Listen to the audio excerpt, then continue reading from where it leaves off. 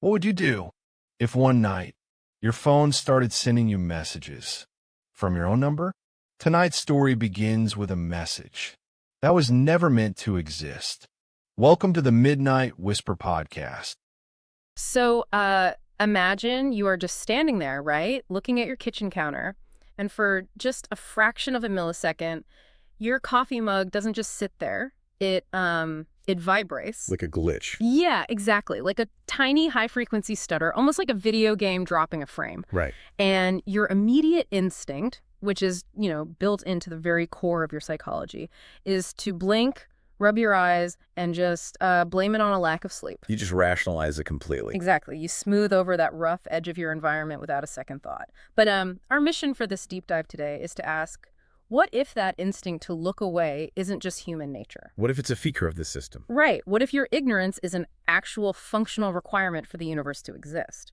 So today we are exploring some excerpts from a YouTube video transcript uploaded by someone called the Midnight Curator. Titled, "This is the Last Story You'll Ever Watch." Yes, and it suggests that reality is not this majestic, incomprehensible cosmos. It is basically a really brittle, localized operating system. And worse, it actively hunts down users who pay too much attention. Yeah. And for anyone hearing about simulation theory for the first time, I think it's important to set the stage here. Because this isn't, it isn't your standard sci-fi setup. Right. No glowing green code falling down the screen. Exactly. There's no brains in vats, no advanced alien supercomputers calculating the meaning of life. The real terror in this text comes from its absolute bureaucratic mundanity. It's just trying to do its job. Yeah. The simulation described here is just trying to get through its processing cycles without crashing. I mean, it demands absolute predictability from its users. Which is us. Right. And today we're going to trace this terrifying chronological journey that the source maps out. We're tracking how a human being evolves from just a blind, passive participant into a highly aware and dangerous structural threat. And then ultimately into someone who is permanently trapped in a broken digital reality. I mean, imagine discovering that your daily routine is just a software program, and worse, that the program is actively trying to debug you because you noticed a glitch. Right. How does the system actually hunt you down? That's the core question. So before we can even understand how the system breaks, I feel like we have to establish what normal looks like in this reality, right? Yeah, the baseline. A baseline, exactly. The premise establishes the state of human existence that the text calls blind participation. Which is basically our default setting. The text explicitly argues that our default is the active avoidance of anomalies. We just want things to be normal. Exactly. We consume media passively, we move through our digital spaces and physical environments, and we possess this overwhelming biological instinct to avoid discomfort, or anything that feels even slightly off. Right, and it frames human passivity as the literal glue holding the simulation together, right? It does. The operating system, it just cannot afford to render the universe at maximum fidelity at all times. It relies on a principle that computer scientists would call lazy evaluation. Or like frustum culling in a video game engine. Yes, perfect example. In a video game, the graphics engine doesn't render the entire city behind you. It only renders the geometry that your camera is currently pointing at. Right, the moment you turn around, boom, it generates the assets. Exactly. If you don't look closely, the system doesn't bother doing all those complex physics calculations. It assumes you aren't going to, pull out a magnifying glass to inspect the texture mapping of a brick wall on your commute to work. Because if you did, and if the, 8 billion other instances of human consciousness on this server suddenly stopped and obsessively investigated every single microscopic shadow, The computational overhead would be completely catastrophic. their hardware would fail. Right. And then the text states, when a glitch appears, the average mind is programmed to ignore it. We rationalize anomalies to preserve a sense of normalcy. So that rationalization is basically a built-in pressure release valve for the operating system. Exactly. You are essentially doing the system's garbage collection for it. Wow. You see a rendering error, and your brain just categorizes it as a physiological misfire, like a floater in your eye or just a momentary lapse in concentration. And you just move on. The system saves its resources, and the consensus reality remains totally stable. Right. But that really sets up the sheer scale of the system's fragility. Mm-hmm. And the text introduces a mechanism that actively manages this fragility. It doesn't just passively hope we don't look too closely. No, it uses what the author calls a metaphysical sieve. That phrase is so creepy. It really is. The quote is, the stories you've seen, the yard, the knock, the copies, were layers of a metaphysical sieve, a filtration mechanism built to trap awareness. Okay, so this is where the source kind of weaponizes modern internet culture, right? Because when it mentions the yard, the knock, the copies, it's directly referencing the types of hyperspecific weird media we consume every day. Creepypastas, liminal spaces, glitches in the Matrix videos. Right, and the transcript posits that these stories are not organically created human fiction. They are diagnostic tools deployed by the operating system. Which is a wild concept. Let's dissect the mechanics of a sieve for a second, because you use a mesh to separate materials based on their physical properties, right? But in a digital architecture, I'd compare this to, like, a reverse spam filter. Oh, I like that. How so? Well, a normal spam filter analyzes incoming emails. It identifies the malicious code, traps it, and lets all the safe data pass through to your inbox.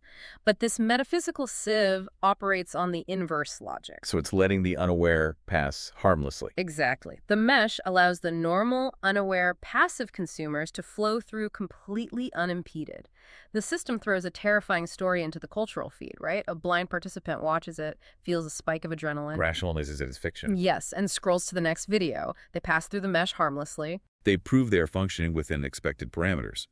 But the sieve is specifically engineered to catch a different kind of variable. The curious ones. Right. It is specifically designed to snag the subjects who possess this inherent, almost dangerous curiosity. The ones who pause the video. Oh, wow. The ones who start cross-referencing the background anomalies, who sit in their dark bedrooms and just allow the unsettling implications to alter their perception of their own reality. So wait, if we follow that logic, the very act of binge-watching these mysteries or engaging with this deep dive analysis right now isn't a passive escape. No, not at all. It's an active filtration test designed to measure our awareness. Every piece of media that prompts you to question your physical reality is a honeypot. It pings your consciousness. It's asking, will you choose the comfort of the baseline narrative, or will you fixate on the irregularity? And the machine relies on our bias toward comfort. Exactly. But the moment a user refuses that comfort, the sequence shifts. The baseline is broken. Which introduces a massive problem for the operating system. Because if the sieve traps a user, they don't just sit in the mesh forever. Right. There are real-world consequences. The text outlines a literal degradation of your surrounding reality. You cross what the source defines as the mechanical threshold. By staying through the loops and noticing patterns, you reject the standard human response. You become the anomaly. And becoming the anomaly comes with symptoms. Very clinical symptoms. The source explicitly states, as you detach from the standard reality, the symptoms manifest in the physical world. The people around you, your friends, your family, will seem distinctly less real. I really want to focus on that phrase, distinctly less real, because it kind of straddles this terrifying line between clinical psychology and digital infrastructure. Yeah, I mean, psychiatrically, we'd call that derealization. Exactly. Derealization or depersonalization. It's a recognized trauma response where the brain dissociates to protect itself, making the world feel fake.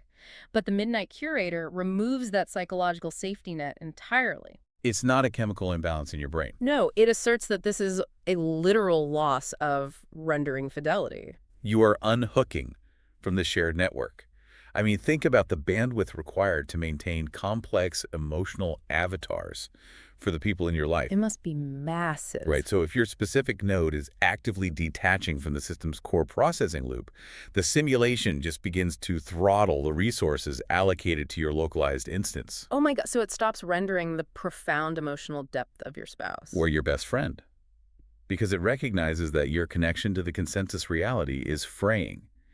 They appear less real to you because, relative to your specific user session, their processing priority has been downgraded. That brings up a huge question about determinism, though. If reality functions as an operating system requiring absolute predictability to remain stable, how does a user become unpredictable in the first place? Where does the free will come from? Yeah. If we are all just executing code, where does the deviation originate? Does the system program its own flaws? Well, in any sufficiently complex software architecture, you have the problem of floating point arithmetic errors. Okay, lay that out for me. Computers handle fractions by rounding them off at extremely microscopic levels. Over trillions of calculations, those infinitesimal rounding errors compound. They accumulate until they create a mathematically significant deviation. So awareness is just a math error. In the context of this simulation, yes. Human curiosity, or awareness, functions like a compounded rounding error. It wasn't intentionally programmed. It is just the inevitable byproduct of a complex processing environment running over an extended timeline. And once that error compounds enough to trip the mechanical threshold, the system reclassifies you. The text says, awareness is classified as a critical structural break because the software cannot function with an unpredictable element. Broken things must be removed. It strips away any illusion of grand malicious oversight, doesn't it? It totally does. The universe isn't some vengeful deity punishing you for eating from the tree of knowledge. No, it is literally just a sweeping algorithm performing basic garbage collection. A memory leak threatens the stability of the entire server architecture. So the unpredictable variable, which is you must be isolated and purged to prevent a system-wide crash. But here's the thing. The architecture doesn't just summarily delete biological nodes without verification. Right, it can't just hit delete blindly. Exactly. Deleting a highly complex variable requires computational authorization. The system has to be absolutely certain that the node is corrupted. And this initiates the hunt. The most actively hostile phase described in the transcript. The system begins to probe the user. Right. It executes what the text calls subtle environmental stress tests. It's the OS sending targeted diagnostic checks to your local environment to gauge your capacity to notice the disruption.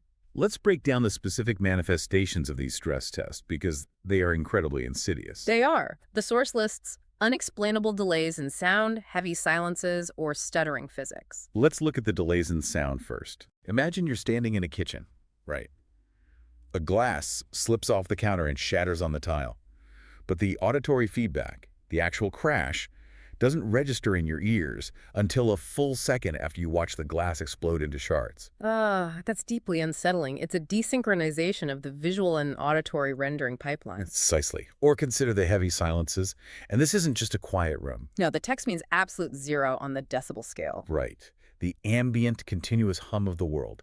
The HVAC systems, the distant hum of power lines, the movement of air, it all suddenly drops to an unnatural vacuum for 3 seconds. Which is terrifying because the human brain is actually not built to process total silence. Not at all. Like in an anechoic chamber, a room designed to absorb all sound, people begin to hallucinate within minutes because the brain aggressively seeks audio input. And the simulation weaponizes that physiological dependency. Yeah. It cuts the audio track completely, just for a moment, to see how your processing unit handles the sudden lack of input. And then there's the stuttering physics, like tossing a set of keys onto a table, and instead of sliding to a halt governed by friction and momentum, They block in midair. yes, they vibrate rapidly for half a second and then drop. And the author issues a really severe warning regarding these events. They say, these are not hallucinations, they are targeted checks.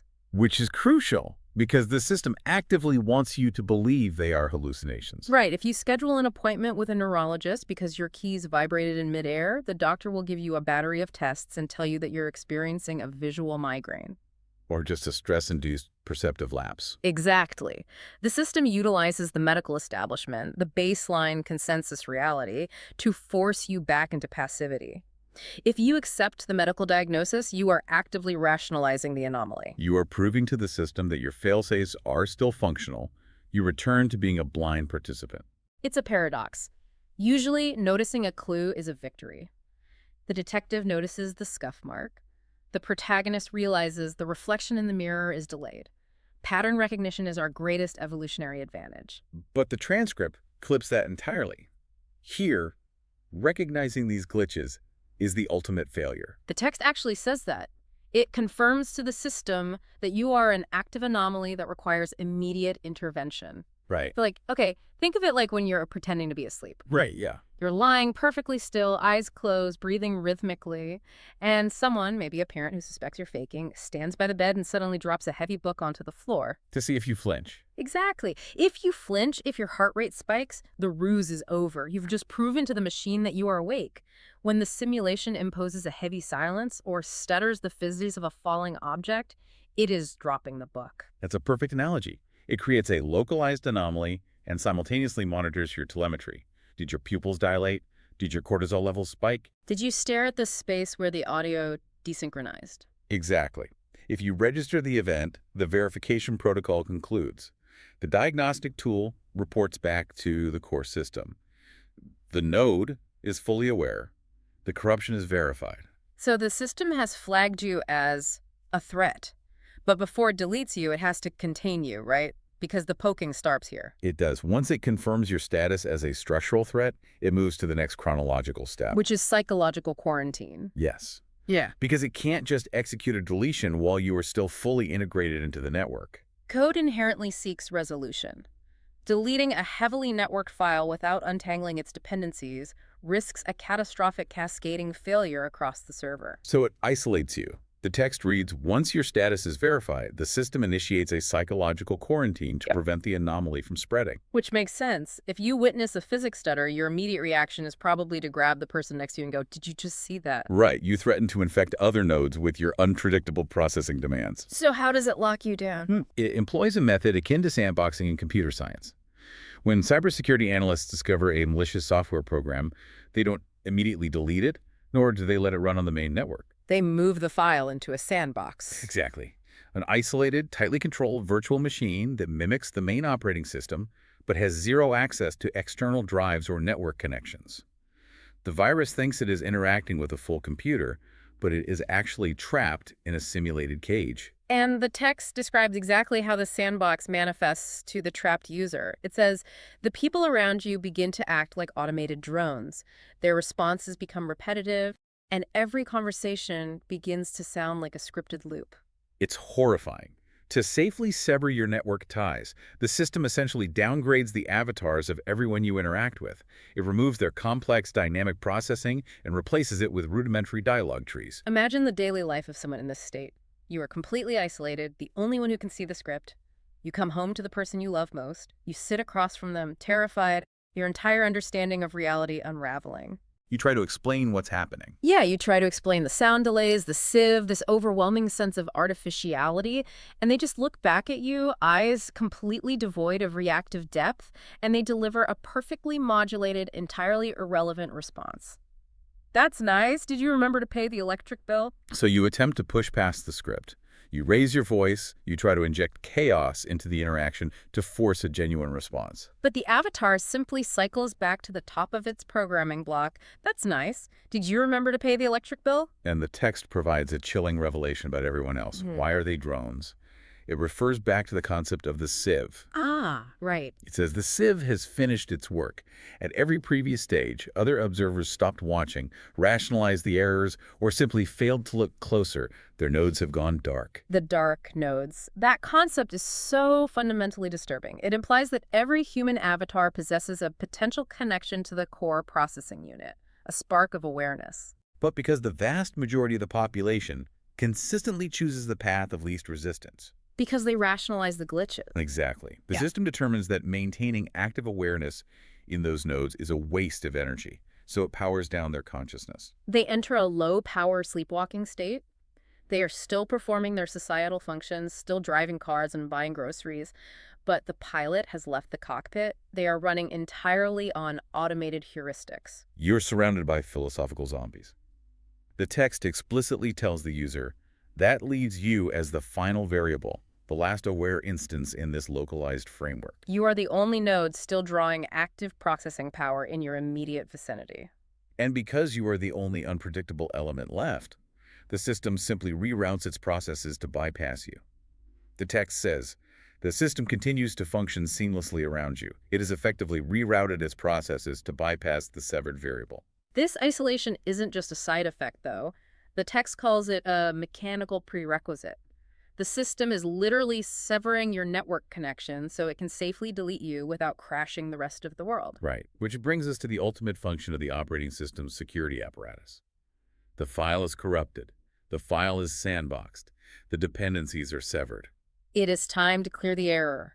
We enter the reset protocol. We have reached the reset protocol. The system cannot continue with the final variable lodged inside its code. But the intention of this reset is critical to understand, right? It's not an execution in the traditional sense. Physical death would leave a corpse, requiring further rendering and narrative justification for the remaining baseline participants. The system aims for something much more efficient. This reset is intended to be a painless erasure of consciousness. You're supposed to stop noticing, lose your awareness, and revert to a blind state. It is attempting a factory reset of your specific node. It wants to aggressively downgrade you from an active, unpredictable variable back into a dark node. It wants to lobotomize your curiosity, wipe the memory partition containing the forbidden data, and reinstall the default compliant OS. But the text outlines a highly specific, almost contradictory requirement for this protocol to actually execute successfully. Right. It says, right before the eraser takes hold, the protocol requires a singular moment of absolute clarity, a window where you understand that you were never supposed to reach this point. And I really have to push back on the logic of this mechanism. Because if we are dealing with an omnipotent, hyper-efficient digital infrastructure, why does it require the user to achieve a state of philosophical enlightenment right before wiping their hard drive? It seems counterintuitive. It does. Demanding absolute clarity feels like a human narrative trope, you know? Like the villain explaining their master plan right before killing the hero. Machine code does not care about irony or narrative closure. Why would a cold algorithm mandate awareness before erasure? That is a really crucial point of friction, but I think there's a technical parallel that clarifies it. Think about medical procedures designed to reset the brain, like electroconvulsive therapy. Okay. ECT doesn't work simply by running a current through the brain. The current must induce a highly specific generalized seizure. The brain must be pushed into a state of total, synchronized electrical overload before the reset can occur. Oh, I see. In software terms, absolute clarity might not be a philosophical realization at all. It might be a requisite processor state. A massive spike in processing demand. Precisely. To wipe a deeply embedded, highly active memory partition, the system might have to force all of your node's processing power into a single, localized burst. It suspends all background tasks. Yes, breathing regulation, sensory input, peripheral rendering. It suspends all of it and forces your entire cognitive architecture to focus simultaneously on the sheer, incomprehensible scale of the simulation. That moment of absolute clarity is the system forcing your node to maximum capacity, locking the CPU at 100% utilization, making the files volatile and accessible for a clean format. It's the system demanding administrative privileges. You have to fully load the program into the active memory before the system can uninstall it. You experience this terrifying, crystalline understanding of the broken universe, the dark nodes, the architecture of the sieve. The parameters are met, the voltage spikes, The system hits format. and then the transcript delivers its most devastating pivot. If you are still hearing this, if you are still processing information after that pause, the reality reset has failed. The protocol executed, the electrical spike was delivered, the format command was initiated, but the file remains. Why does it fail, though? It's a reality-altering machine. Why can't it just hit delete on one single corrupted text file? If it can render a black hole and manage billions of avatars. The source explains, your awareness has proven too resilient for the system's standard eraser mechanics to handle. So human consciousness, once sufficiently aggravated and focused, possesses an intrinsic density that outscales the system's deletion tools. Exactly. By refusing to look away, by surviving the sieve, the environmental stress tests, and the psychological quarantine, Yeah. your specific awareness is calcified. You have basically become undeletable malware, embedded so deeply in the root directory that the standard antivirus sweep is entirely ineffective. You survive the deletion process. Right. And in a lesser narrative, this would be the triumph, right? The human spirit overcoming the cold machine. Yeah. You broke the matrix. But survival in a sandbox is not liberation. It is a permanent trap. The conclusion of the transcript refuses any semblance of catharsis. It says, you are not returning to normal. You are permanently trapped, fully aware, inside a broken machine. Let's contrast the system's intended outcome with the observer's actual ongoing reality here. The system's intended erasure was a mechanical mercy. It was. It was designed to return you to a state of ignorant bliss. You'd wake up the next morning, complain about your commute, enjoy a cup of coffee, and live out your decades completely oblivious to the fact that you ever saw the strings. But instead, you are condemned to wake up every single day with the agonizing, unshakable clarity of the broken world. The quarantine is not lifted. The simulation does not allocate resources to fix your localized instance because you are already severed from the main network. Imagine the brutal daily reality of this persistent error state. You walk down your street. The rendering distance is permanently throttled, leaving the end of your block shrouded in an unnatural, impenetrable fog. You go to a cafe, and the auditory track is perpetually desynchronized from the visual data.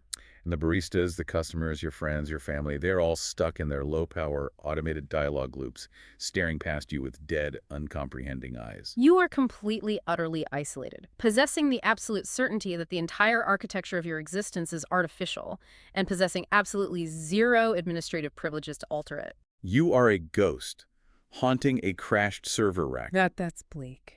And the text offers one final, crushing piece of telemetry to seal this nightmare, the very last line of the source. And the machine knows exactly where you are. That line fundamentally shifts the power dynamic. It isn't actively hunting you anymore. The stress tests are over. The reset protocol has been abandoned. It doesn't need to hunt you because it has successfully contained you in the sandbox. The system architecture, the vast, unfeeling algorithm running the universe, is highly aware of your presence. It watches your localized, glitching framework from a distance. You are a red, blinking error light on a diagnostic dashboard. And the system has determined that fixing you is mathematically impossible. But because you are quarantined, you are no longer a threat to the broader network, so it just leaves the error light blinking indefinitely. So you're just a completely awake, conscious human mind, condemned to wander an empty, degraded digital wasteland, surrounded by the hollow shells of everyone you ever loved, while the unseen architecture of the machines simply observes your silent containment. It is a modernization of the concept of eternal damnation, stripped of theology and replaced with cold computational logic. The horror is not physical torture, it is the sheer weight of absolute, inescapable, unalterable awareness. Exactly. It is a lot to process. Let's just briefly recap the chronological descent we've mapped out from the Midnight Curator's transcript. It is flawlessly structured. We begin as passive, blind participants, right? Our ignorance functioning as the necessary lubricant for the operating system. Then we encounter the metaphysical sieve, the honeypot of unsettling media designed to test our compliance. We fail the test by paying attention. We cross the mechanical threshold, compounding our awareness until we become a critical structural break, a memory leak threatening the system. Which triggers the environmental stress tests, the stuttering physics and heavy silences. And we fail again by noticing the glitches, proving our capacity to the diagnostic tools. The system responds with psychological quarantine, powering down the nodes around us, turning our loved ones into automated drones to safely sever our network ties. Preparing us for the reset protocol. The system forces a processor spike, a moment of absolute clarity, attempting to wipe the memory partition. But our awareness proves too resilient, too calcified for the standard formatting tools. Leaving us as an undeletable anomaly, permanently trapped in a degraded, localized sandbox, observed by a machine that knows exactly where we are. It is an airtight, terrifying logical loop. It utilizes our fundamental understanding of modern digital infrastructure. Sandboxing, garbage collection, file deletion, and processing allocation, and maps those concepts perfectly onto the architecture of human perception. But there is one final layer of architectural logic we must apply here, and it is directed explicitly at the listener. We must apply the logic of the source text to the very act of consuming this deep dive. Oh. Think about it. The source states definitively that the operating system utilizes stories, analyses, and deep explorations of anomalous reality as a metaphysical sieve. It deploys these concepts specifically to catch subjects possessing the curiosity to look closer. The average mind is programmed to ignore it. But you haven't ignored it. You have spent the duration of this deep dive actively untangling the mechanics of the baseline, the quarantine, and the reset protocol. You have immersed yourself in the exact conceptual framework the system uses as a diagnostic ping. By processing the underlying logic of this digital reality, by actively entertaining the terrifying mechanics of the trap, you are feeding processing power into the anomaly. You are staying through the loops. So the question the text leaves you with is this. By reaching the end of this analysis, by refusing to look away, have you just confirmed your own status as an active anomaly? Have you just tripped the mechanical threshold? If the system is executing its diagnostic checks, your sustained attention has undoubtedly registered on the network. Right. So as you walk away from this deep dive, hold on to your curiosity, question the structures around you. But if you walk into your kitchen later today and you notice your keys vibrate in midair for a fraction of a second, Just look away. perhaps it is in your best interest to look away. Blame it on exhaustion. rationalize the glitch. Because the only thing worse than the illusion of the baseline is waking up to realize the machine knows exactly where you are. Until next time, keep exploring the